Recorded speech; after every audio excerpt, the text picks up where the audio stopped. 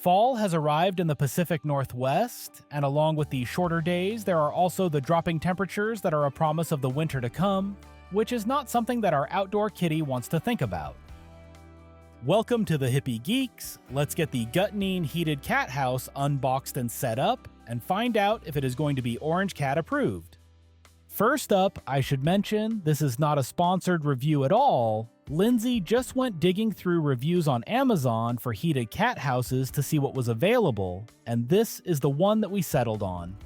As it has only been set up for a couple of weeks at this point, I cannot speak for how it is going to hold up long term, but if you are interested in checking it out, I will leave an Amazon Associates link to this listing in the description down below.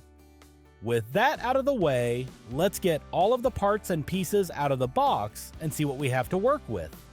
Everything in the box is well packaged and protected for shipping, which is really good to see. I am positive that this is not an open box item, but as you can see on the right angle brackets, it looks like some dirt ended up in the packaging, which is really weird, and I am not sure how something like that would happen, but it did clean up easily, so it doesn't bother me too much. Now, for anyone that has watched the channel for any length of time, you are probably wondering where we have been and why we are back in the Pacific Northwest. Well, that is a long story that I may tell some other time, but for now, I'm just going to say that we are back on the mainland, and while life has been rough in some ways, we are all doing pretty well, and you should see videos from us more regularly again moving forward. As we make our way through the many layers of parts, you can see that this comes mostly pre-assembled, and we are really just going to be attaching all of the sides together and putting on the finishing touches. All of the wood is painted, the roof appears to have a textured asphalt finish on it, and it does come with insulation panels and a heated pad for the coldest days in the winter.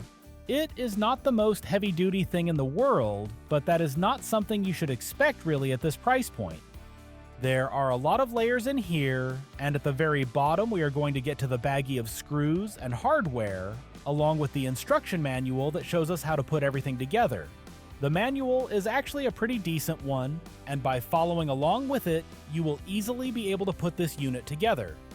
All of the parts are clearly labeled, and aside from a single missing screw, everything that is supposed to be in the package actually was there, which is nice. The first thing that you need to grab is the front wall of the house, which will be the tallest panel with the big open doorway on it. You also need to grab the plastic finger doors, which we are going to be attaching to the front wall in this step.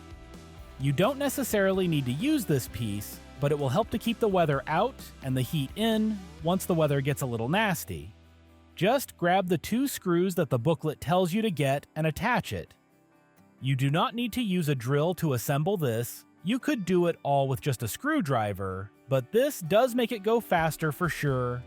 Once the plastic is attached on the back side of the panel, it is time to grab the little awning that will go over it.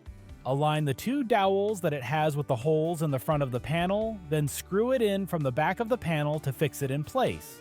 I would also recommend using a little wood glue inside of these holes if you do not intend to disassemble it again, as that will help to hold it together over time.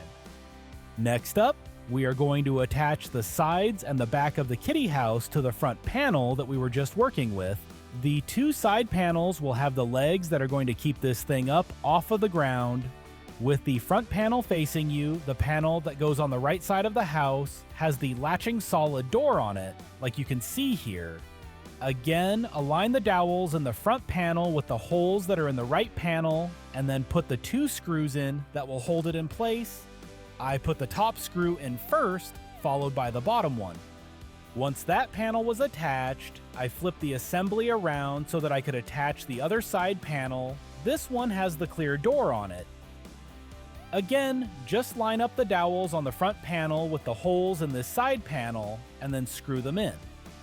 Make sure that the Velcro type strips that each panel has are facing the inside of the unit, as this is how you are going to attach the insulation panels in place. After that, it is time to get the rear panel installed. The rear panel has dowels on each side that will need to be lined up with the side panels, and once those are in place, you can attach it all together with 4 more screws, which get you to the point where the main part of the cat house is assembled. After that, I installed the 4 rubber cups onto the feet of the unit.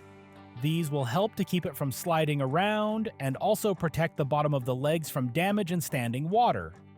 The next thing to do is to slide the 2 floor pieces in from the front of the unit.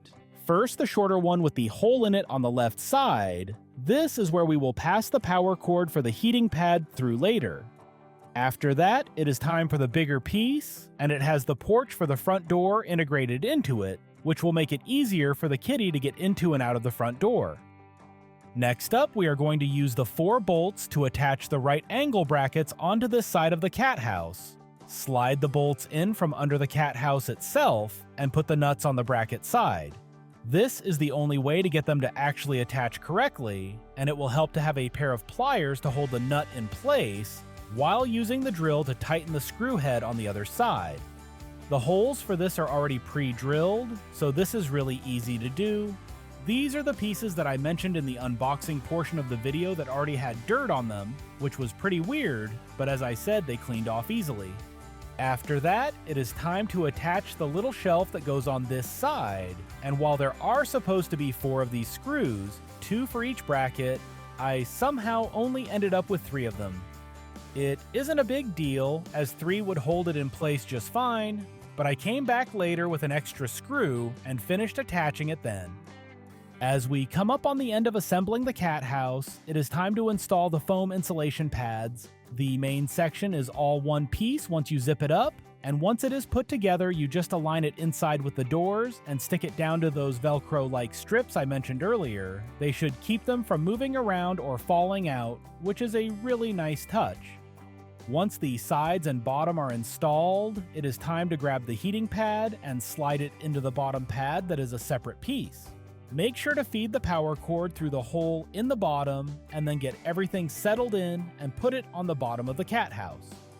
Finally, the last thing to do is to attach the roof onto the back side of the cat house. Just set the roof panel on top of the house and center it in place, then make sure the hinges are slid up into place on the rear panel. Then, just screw in all 6 of the screws to attach it in place, and the house is pretty much finished up. The last thing to do is to install the foam insulation pad onto the roof panel, and you are pretty much home free. Well, I did have one more thing to do, and that is to stuff the shark house into this cat house, just to make it feel a bit more like home for Lieutenant Dan when I get it set over where it is going to spend the winter. Now that we have been using it for the last several weeks, how am I feeling about it? And more importantly, how is Lieutenant Dan feeling about it? Personally, it is exactly what I expected. When I bought this on Amazon, it was selling for $160 and arrived in 2 days. Could I have built something sturdier from scratch for less money? Probably, though with the heating pad and insulation, it probably would have been close. It was super easy to set up though, and as long as it makes it through the winter, I will feel pretty good about what we spent on it. How does Dan feel about it, you ask? He seems to love it. We do not like that he has to be an outdoor cat, but he grew up to be a bit of a big tomcat, and he just will not stop spraying all over the house if we let him inside. I think that this is going to be a really nice place for him to be able to sleep when it gets cold this winter, though if it gets really cold we will have to bring him in and just try to keep him from spraying all over the place if we can. Thanks to everyone that made it all the way to the end of the video, I really appreciate it. Again, if you are interested in checking out the cat house that we bought for yourself, I will leave an Amazon Associates link to it in the description down below.